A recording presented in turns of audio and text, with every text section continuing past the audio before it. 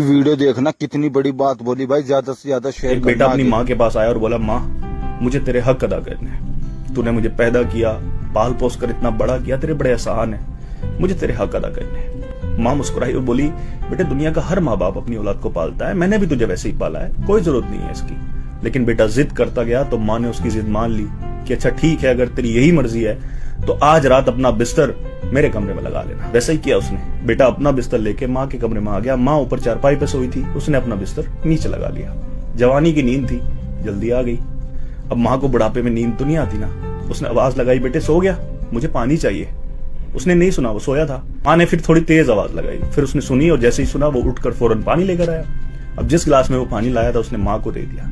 माँ ने उस गिलास से आधा पानी पी लिया।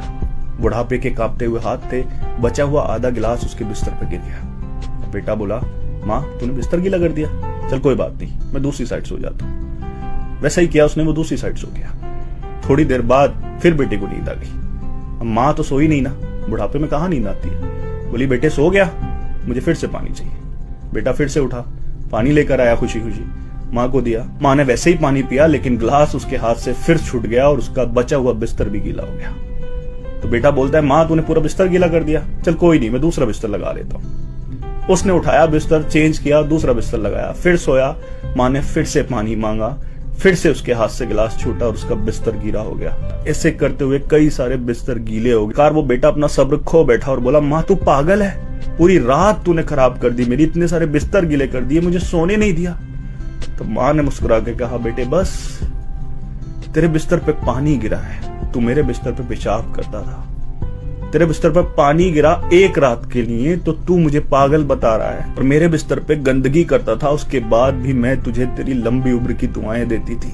मैंने कहा था ना तुझसे मत कर, नहीं होगा। तुझसे एक रात बर्दाश्त नहीं हुई, मैंने सालों की रातें तेरे लिए बर्दाश्त की हैं। कितने जालिम है ना हम लोग। जिस माँ की वजह से रब ने हमें जुबान दी है, उसी जुबान को उल्टा चलाते हैं हम उसके ऊपर। एक माँ अगर गलती करे तो उसका हिसाब लेने वाला रब है, हमें कोई हक नहीं है खुदा बनने का। किसी ने क्या खूब कहा है कि हिसाब लगाकर देख लो, दुनिया में सब कुछ अधूरा और आधा मिलेगा, एक सिर्फ माँ का ही प्यार ऐसा है जो तुम्हें 9 महीने ज्यादा मिलेगा।